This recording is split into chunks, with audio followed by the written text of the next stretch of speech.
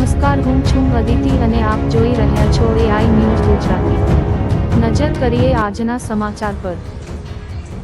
નમસ્તે, હું વિનોદ ચાવડા આપ સૌને વિનંતી કરું છું કે જેમ ગુજરાતમાં અને સૌરાષ્ટ્રમાં કચ્છમાં અતિ ભારે વરસાદ થઈ રહ્યો છે અને જેના કારણે આપણે જોઈ રહ્યા છીએ કે ચારે બાજુ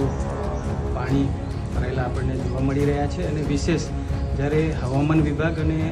હવામાનના નિષ્ણાંત કહી શકાય એવા અંબાલાલભાઈ પટેલે પણ ગઈકાલે એક ન્યૂઝ ચેનલના માધ્યમથી એમણે પણ એક આગાહી કરી છે કે 29, 30 અને 31 સૌરાષ્ટ્ર અને વિશેષ કચ્છની અંદર પૂર્વ કચ્છમાં ભચાઉ, રાપર અને